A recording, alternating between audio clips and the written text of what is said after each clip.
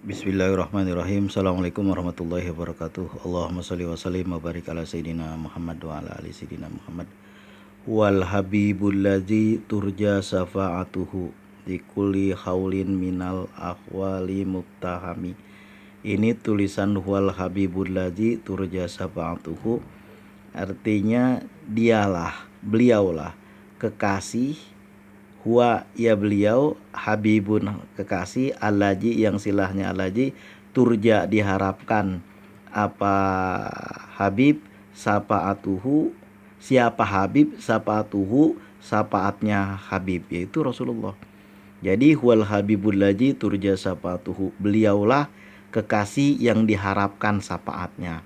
Nah, itu tulisan itu ada juga, ini kan diambil dari Burdah ya, dari Qasidah Burdah. Nah, ini tulisannya saya tunjuk di atas, Burdah ya kan. Nah, ini kalimatnya. Itu ada di gembok makam Rasulullah. Jadi makam Rasulullah berlapis-lapis, lalu ada gembok terakhir, ada pintu terakhir, dan di situ ada gemboknya panjang, ada tulisannya begitu. Wal habibul ladzi turja sapaatuhu, beliaulah kekasih yang diharapkan syafaatnya. Kita menghadapi masalah dalam kehidupan ini, macam-macam masalah orang. Itu yang nulis di komentar saya aja luar biasa, hari-hari itu banyak banget. Itu macam-macam masalahnya.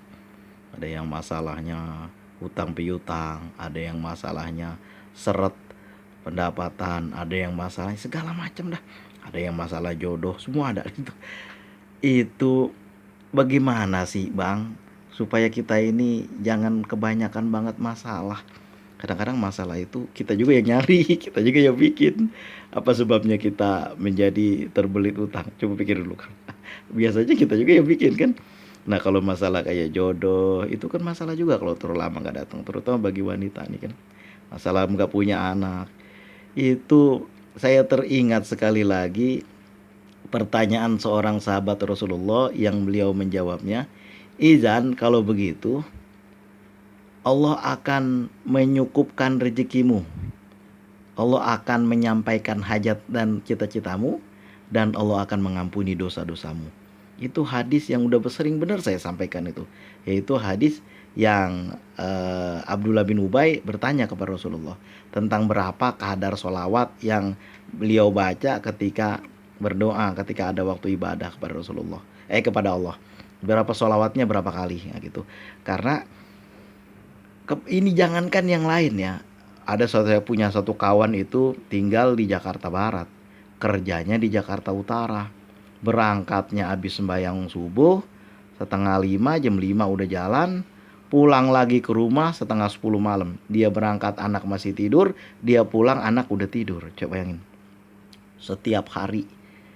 Mungkin saya rasa ada banyak lagi orang yang seperti itu. Ini kondisi kayak begini, Bang, bagaimana kita mau berselawat? Lelah udah. Gimana kita membaca Al-Quran? Lelah udah. Nih, nikmatnya membaca Al-Quran, iya kan? Sementara mencari rezeki itu, waduh, tuntutannya luar biasa. Penting banget ini, kalau nggak susah kita. Benar kan begitu? Ya, yang jadi masalah ini adalah kapan waktunya ini. Jangankan tingkat orang lain, yang tingkat perginya dari pagi pulang sore, pergi anak masih tidur, pulang anak udah tidur, nggak ngeliat-liat matahari dah. Tingkat saya aja yang kerjanya di rumah, di depan laptop aja itu lelah kadang-kadang. Udah maghrib kayak gini, mau baca surat Al-Waqiah aja maksa-maksain banget. Apalagi kata baca surat Al-Waqiah 41 kali mah, orang 3 kali aja habis maghrib rasanya udah capek banget. Yang capek mungkin bukan badan, otak yang capek. Kalau otak udah capek, badan juga capek. Lalu membaca salawat, ya mungkin kalau salawat Jibril bisa kita baca lah dari pagi itu subuh, kita sambil naik motor, kita sampai tempat pekerjaan, kita baca pakai tasbih digital kayak begini nih. Nah, ini sallallahu ala Muhammad, sallallahu ala Muhammad, sallallahu ala Muhammad. Ini saya baca baru dari tadi setengah 7. Setengah 7, bukan setengah 7 pagi, setengah 7 barusan. Ini udah jam 7 lewat 15. Baru dapat 3.524. Jadi sisanya abang baca apa tadi? Tadi pagi dari subuh saya baca salawat adrikni 100 kali. Tadi baca surat Abai wa Ummahat itu 100 kali. Kayaknya lebih. Biasanya minimal saya 100 kali. Kemudian saya baca ya Allah ya Wahab ya Rojak 10.000 kali. Baru selesai tadi jam 5. Lalu saya sambung Istirahat sebentar, saya sambung dengan selawat Jibril. Itu ini sekarang udah maghrib. Kapan kita membaca surat Al-Waqiahnya, Bang? Lalu kapan kita membaca sholawat munjiatnya? Lalu kapan kita membaca sholawat nariyahnya? Tuh coba bayangin tuh. Padat banget waktu. Mudah-mudahan dengan seperti ini Allah mencukupkan kebutuhan-kebutuhan kita. Walaupun kita cari, insya Allah digampangin jadi cepet. Digampangin caranya, dimudahin datangnya dari arah yang gak kita pernah sangka-sangka. Kalau kita pakai usaha kita aja, nggak pakai doa kepada Allah, rasanya susah banget. Jangan susah-susah bikin YouTube aja. Kalau thumbnail yang nggak nipu orang, itu nggak ada yang ngeklik, kan begitu tuh. Perbaiki thumbnailmu, perbaiki hashtagmu. Itu kalau thumbnail yang nggak nipu, nggak diklik orang, itu susah banget. Makanya kita nggak mau menjauh seperti itu. Apalagi orang yang ada di kantor tiap hari, front office, ketemu sama orang, aduh, udah lelah badan, di jalan lagi jauh, udah lelah pikiran lah. Kalau kantor bubar 4:30 katakanlah, biasanya kan kantor bubar jam berapa itu? Jam 3 lewat kalau bang ya. Nah, saya dulu jam 3 lewat dikit udah bubar. Baru pulang ya jam 5. Karena ini itu dulu segala macam kan. Apalagi bang syariah yang saya itu kan berdoa dulu kan, baru tata caranya gitu, baru udah pada pulang. Itu katakanlah kantor bubar jam 5. Lah kalau bubar jam 5, rumah di Jakarta Barat, kerjanya Jakarta Utara, itu pulangnya jam berapa? Udah capek di jalan. Kapan kita mau sampai rumah, habis mandi ya udah tidur, nggak sempet makan lagi, capek. Itu kalau belum lagi kita di atas kereta, aduh capeknya. Apa yang bawa motor lebih susah lagi, konsentrasi di jalan. Kalau nggak keserempet, itu kapan? Sampai rumah udah ngejoprak aja udah. Tiap hari begitu. Kapan kita membaca surat Al-Waqiahnya? Kapan kita membaca Yasinnya? Kapan kita paling-paling hari Minggu kan? Padahal kita butuh spiritual juga untuk pertahanan jiwa kita juga. Kalau enggak nanti tahu-tahu kita udah tua kan. Kalau kita mengabaikan Allah, tahu-tahu kita udah pensiun. Tahu-tahu kita ya udah sore istilahnya, udah maghrib istilahnya kan begitu. Makanya ini kan ada kiat-kiatnya sendiri yang kita bikin. Pertama nih, kemana-mana kita kalau bisa yang mau mengamalkan salawat bawa ini. Nah ini kapan-kapan kita ingat, kita klik aja sallallahu alaihi Muhammad. Salawat munjiat juga kita baca. Kayaknya kalau diamalin secara semua susah dah itu. Saya aja yang kerjanya di depan laptop, di dalam kamar aja rasanya udah lelah banget. Otak yang lelah. Bisa ngebayangin saya bagaimana capeknya orang. Kalau kota saya ini kan dekat, kecil aja, sebentar aja udah nyampe. Mau kemana kita gampang aja deket. Tapi kalau kayak macam Jakarta, Medan, Surabaya, aduh jauh.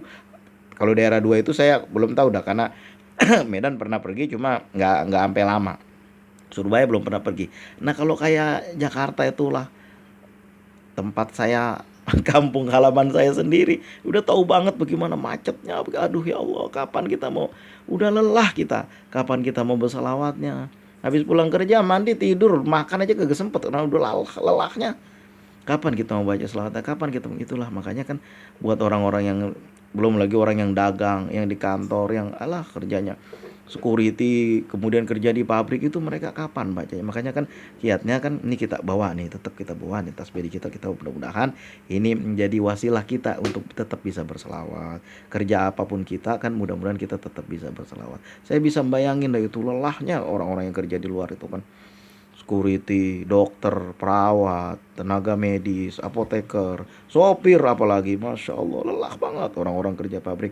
Itu lelah, bagaimana mau kita membaca salawat coba? Lelah banget udah.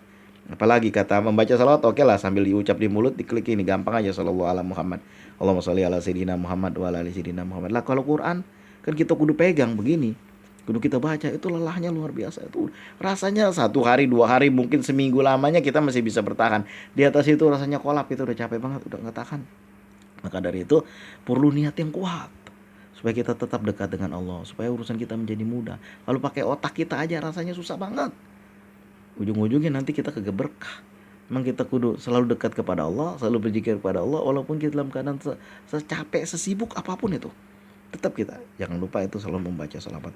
Mudah-mudahan apa yang saya sampaikan, kalam yang sedikit ini, bisa menjadi ibroh lah, bisa menjadi pengingat buat kita semua. Saya doakan yang mencari nafkah, para pejuang keluarga di jalan-jalan, di kantor, di pasar, di mana aja lah, tukang-tukang gojek, yang pedagang-pedagang di jalan, semuanya mudah-mudahan hidupnya berkah, menjadi lebih baik daripada hari sebelumnya, dan lebih baik di masa mendatang. Semuanya itu kita semua ini. Mudah-mudahan umat Rasulullah selalu dekat kepada Rasulullah.